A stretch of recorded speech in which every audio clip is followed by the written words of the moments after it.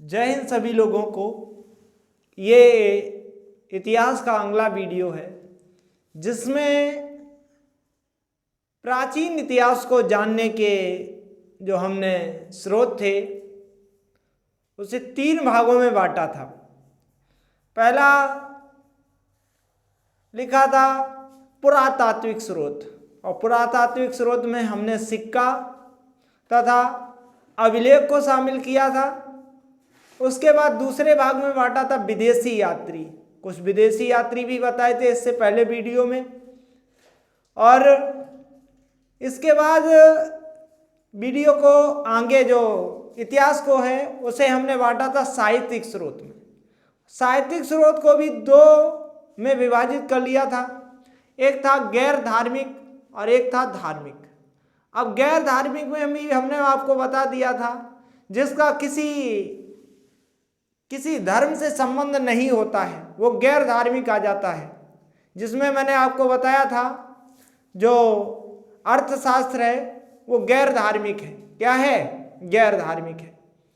ठीक है। और भी पुस्तकें बताई थी, उनके महत्वपूर्ण लेखकों के नाम बताए थे। पाणिनि, अष्टाध्यायी बताई थी, महाभारत, वेद व्यास बताया था, रामायण महर्षि वाल्मीकि बताया था, राजतरंगिणी, कल्लड़ बताया था। कई पुस्तकें बताई थी और बहुत ही महत्वपूर्ण थी।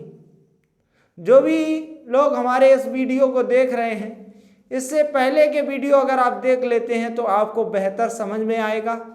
और जो भी भाई लोग हमारे पढ़ चुके हैं और वो इस वीडियो को देख रहे हैं तो हमें आपसे ये उम्मीद रहेगी आपका बहुत ही बेहतर रिवीजन हो जाएगा इस क्लास में। तो हम आज देखते हैं, इसमें हम लाए हैं वेद। क्या लेके आए हैं? वेद। वेद का देखो अर्थ क्या होता है। वेद मीन्स होता है ज्ञान। क्या होता है? ज्ञान। वेद का क्या होता है? ज्ञान। अब वेद की रचना माना जाता है कि ईश्वर ने की है, और वो भी कहां पे की है? जंगल में। ठीक है। इसी कारण इसे अपौरुषेय कहा जाता है। वेदों की रचना किसने की? किसने की है? ईश्वर ने की है, और जंगल में किया है, इसी कारण अपौरुषेय कहा जाता है। ठीक है। क्या कहा जाता है? अपौरुषेय कहा जाता है। प्रारंभ में वेद त्रयी थे। प्रारंभ में 3 ही वेद थे। अब जब आपको वैदिक काल बताएंगे उसमें ऋग्वैदिक काल, उत्तर वैदिक काल, तब उसमें बताएंगे जो लास्ट वेद है अर्थवेद वो बाद में जोड़ा गया। प्रारंभ में 3 वेद थे, उन्हें वेद त्रयी कहते थे। क्या कहते थे? वेद त्रयी। पहला वेद था ऋग्वेद, दूसरा था सामवेद, तीसरा था यजुर्वेद, और लास्ट में बाद में जोड़ा गया अर्थर्वेद। ठीक है। अब देखो इसके बाद देख लेते हैं इसमें ऋग्वेद। ठीक है। फिर देखेंगे सामवेद, फिर देखेंगे यजुर्वेद, और फिर देखेंगे, ठीक है, अगला वेद देख लेंगे जो अर्थर्वेद रह गया। ठीक है।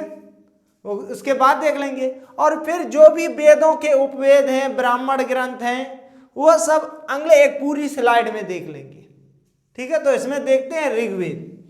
ऋग्वेद को ही सबसे पुराना वेद कहा गया है। सबसे पुराना भी है और सबसे बड़ा भी है। समझ में आया?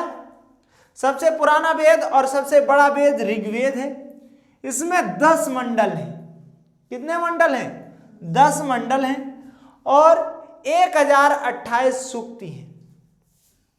कितनी है? 1028 कितनी है? सूक्ति। 1028 सूक्त हैं, तथा 10,580 ऋचाएं हैं। क्या है? 10,580 क्या है? ऋचाएं हैं। ठीक है। इसी में गायत्री मंत्र की चर्चा है, और जो गायत्री मंत्र है वो भगवान सूर्य भगवान को समर्पित है। किसको है? सूर्य भगवान को। तो पूछ दिया जाता है गायत्री मंत्र, बहुत सी एग्जामों में पूछा गया है। जो ये बताइए कि गायत्री मंत्र की चर्चा किस वेद में है? तो वो ऋग्वेद में है। किसमें है? ऋग्वेद में है। और किसे समर्पित है? सूर्य भगवान को। 10वें मंडल में सोम देवता की चर्चा है। जो जंगल के देवता हैं सोम देवता, उनकी क्या है? 10वें मंडल में चर्चा है। जाति वर्ण व्यवस्था जात को ही क्या कहते हैं, वर्ण कहते हैं। वर्ण व्यवस्था का भी किसमें वर्णन है, ऋग्वेद में ही है। ये छुआछूत, ऊंच नीच, इसमें एक शब्द का प्रयोग किया गया शूद्र नाम का, वो भी किसमें, ऋग्वेद में ही है। जात व्यवस्था किसमें, ऋग्वेद में। ठीक है। इसके बाद दशराज युद्ध की चर्चा किसमें है, ऋग्वेद में ही है। दशराज युद्ध, ये भरतोटीला के जो राजा थे, उन्होंने एक साथ 10 राजाओं से युद्ध किया था, उसी की चर्चा किसमें है, ऋग्वेद में। सबसे पुराना वेद ऋग्वेद हो गया, बड़ा वेद ऋग्वेद हो गया। ठीक है। 10 मंडल हैं इसमें। ठीक है। और 10-28 सूक्त हैं और 10-580 ऋचाएं हैं। ठीक है। गायत्री मंत्र की चर्चा जो सूर्य भगवान को समर्पित है, और 9वें मंडल में सोम देवता की चर्चा है, और जाति वर्ण व्यवस्था की भी चर्चा है। इसमें एक शूद्र नामक शब्द की भी क्या की गई है। दशराज युद्ध की भी चर्चा किसमें है, ऋग्वेद में ही। किसमें है, ऋग्वेद में ही। ठीक है। अब इसके बाद आ जाता है सामवेद। देखो साममीस ही होता है संगीत। साममीस क्या होता है, संगीत। तो ऐसा वेद जो किसको पूरी तरह संगीत को समर्पित हो, वो वेद क्या है, सामवेद। ठीक है। क्या है, सामवेद। यह देखो क्या है, संगीत को समर्पित है। भारतीय स्वर, जो भारतीय स्वर में जो स्वर के जो भारतीय स्वर है, सारे गामा पाधा नी सा, इस ध्वनि का, यह स्वर का कहां से उद्भव हुआ है, सामवेद से हुआ है। किससे हुआ है, सामवेद से। इसमें पूछा गया है कि मंत्रों की संख्या कुल कितनी है, तो इसमें 1549 मंत्र हैं, परंतु मान्यता प्राप्त 75 ही है। क्या है, मान्यता प्राप्त 75 ही है। इसके बाद आ जाता है यजुर्वेद। क्या आ जाता है, यजुर्वेद। अब यजुर्वेद में ही देखो युद्ध किसको समर्पित है, युद्ध को भी है, यज्ञ को भी है, और बलिदान का भी। ठीक है। युद्ध की किससे समर्पित है, ये युद्ध को समर्पित है, यज्ञ को समर्पित है, बलिदान को समर्पित है। ठीक है। इसी में कर्म कांड की चर्चा है। किसकी है, कर्म कांड की। ठीक है। और इसमें मंत्र की बात किया जाए तो 1990 मंत्र है। ठीक है। कितने हैं, 1990 मंत्र हैं। इसे पढ़ने के लिए इसे 2 भागों में वर्गीकृत किया गया है। जैसे हिंदी दिनों को वर्गीकृत किया जाता है, एक महीना में एक शुक्ल पक्ष होता है, एक कृष्ण पक्ष होता है, एक अंधेरिया रात होती है, एक उजरिया रात होती है। उसी आधार पे इसे भी 2 भागों में बांटा गया है, एक कृष्ण यजुर्वेद और एक शुक्ल यजुर्वेद। कृष्ण यजुर्वेद को गद्य के अनुसार होते हैं, और शुक्ल यजुर्वेद को पद्य में। ठीक है। फिर इसके बाद देखते हैं अगला जो वेद है वो अर्थर्वेद देखते हैं। चौथा वेद देख लेते हैं। अब चौथा वेद देखो क्या होता है, चौथा वेद अर्थर्वेद देख लेते हैं। अब अर्थर्वेद जादू टोना से समर्पित है, और जादू टोना वशीकरण। अब वशीकरण को तो सभी लोग समझते ही हैं। आज के जमाने में जो वशीकरण नहीं, जादू टोना नहीं समझ रहा है, लड़का लड़की की तरफ करवा देता है, लड़का लड़की को ज्यादा चाहने लगता है, और लड़का भी पूरी तरीके से दीवाना होकर लड़की की तरफ घूमता है। समझ में आया। तो किसमें चर्चा है, अर्थर्वेद में, जादू टोना तथा वशीकरण। शिल्प वेद को हम चिकित्सा की भी चर्चा इसी वेद में है। ठीक है। चिकित्सा को अगर पूछ दिया जाए कौन सा वेद समर्पित है, तो अर्थर्वेद है।